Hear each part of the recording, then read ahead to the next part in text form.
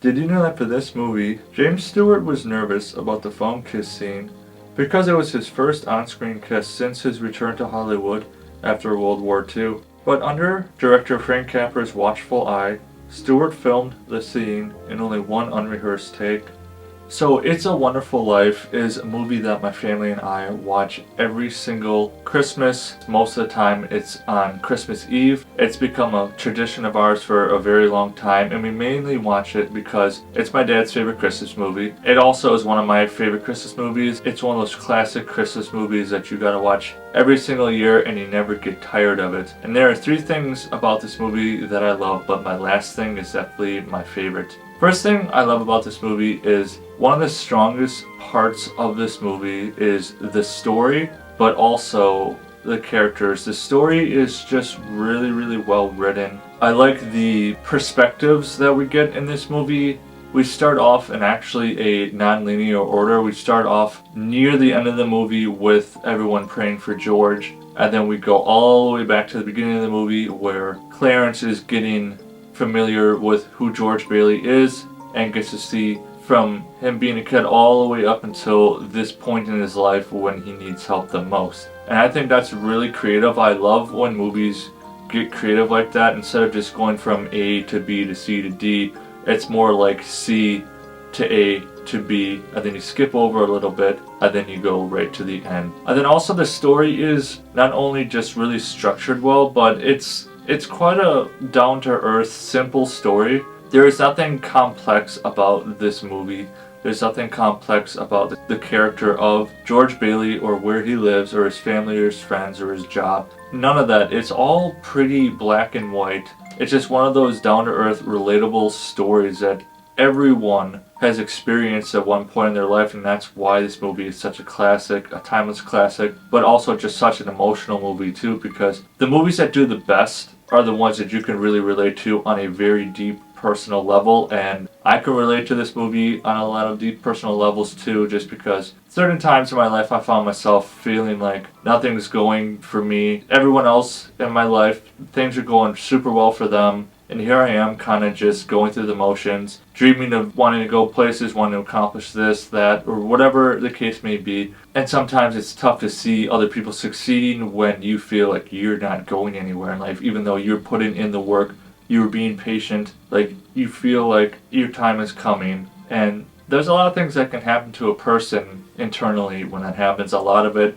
a lot of jealousy, a lot of this ill will towards people. And you could see that in George's face and his demeanor and just how he felt. Like you start feeling sorry for yourself. You throw a pity party for yourself. Like it is really an ugly display, like when you see jealousy and envy. But I think that's good to see that, because then it's kind of holding up a mirror to your own self. Like, have I acted that way? Have I ever been jealous or resentful towards someone because they got a job promotion, or they got this amazing family, or they got to go on this big trip and I never got to go anywhere? Like it's that story of being grateful for what you have, and you never know what's going to happen in life. Things are always changing, things are always moving. When your moment is coming, you never know when your moment comes, but when your moment does come, you know, and it'll hit you right in the face, just like it hit George Bailey in the face right at the end of the movie when he finally just embraced what he had and realized just how much he had. And then on top of that, he got an amazing Christmas gift from all of his friends and family just to show how much they valued him. Also, the characters in this movie are just super lovable characters, super well written characters. There's all these different friends of all sorts of backgrounds that are in this movie, yet each one of them adds so much to the story, adds so much more to George's life and his character development that would take place later on. And it's just one of those movies that just reminds you of like the beauty of Christmas, the time of giving and being there for each other, especially during hard times, financial issues, family issues, whatever the case may be. You can always just go across the street to a friend's house and just spend time with them. I mean, that's what a big part of Christmas is about, is giving people something that they're looking for. Second thing I love about this movie is the life lessons in this movie are something that you can hold on to for your entire life. That's, you know, the main point of this movie is to be grateful for what you have. And the moment you forget what you have, you start to change. You change in every single way. You become bitter, resentful. Your heart starts to become darker and more cold towards people, even people you love. Family members, your wife, your kids, because you feel like you need to be further along than you are. And that's when you completely forget about everything you have.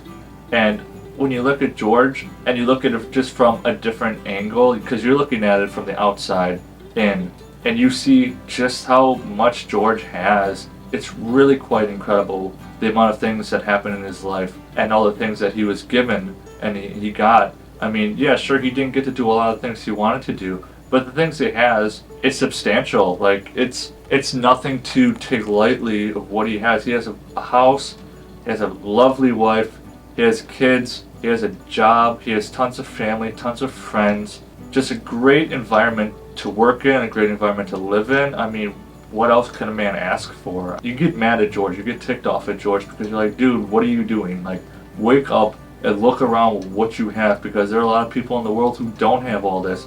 They may have some, but you have all of this, and you're not grateful for it. Like, you're not happy, it's not enough for you. Like, some people in this world would kill for what you have.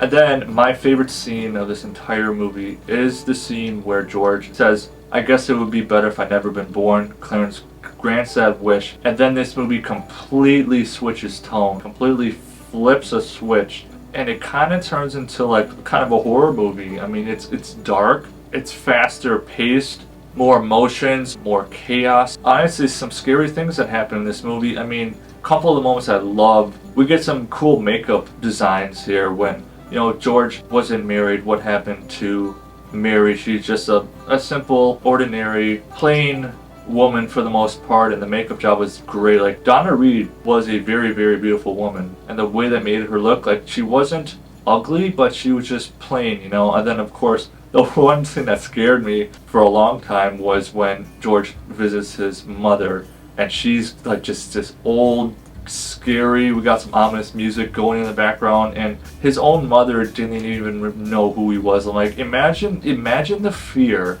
of your mother not even knowing who you are. And in that moment, this was Jimmy Stewart's best acting I've ever seen him in. It's a crime that he never got an Academy Award for his performance in this movie, specifically this scene, because he has this look on his face, sheer terror, and that was like absolutely incredible acting. So I highly recommend check out this movie again sometime during this Christmas season, because it is such a beautifully made movie. This movie just does something to your heart and your soul. It's such a magical feeling. So for It's a Wonderful Life, I'm going to give it an 8.5 out of 10 Mudflaps. And remember, leave me a thumbs up and drop in the comments below. What is your favorite old time Christmas movie? See you next time.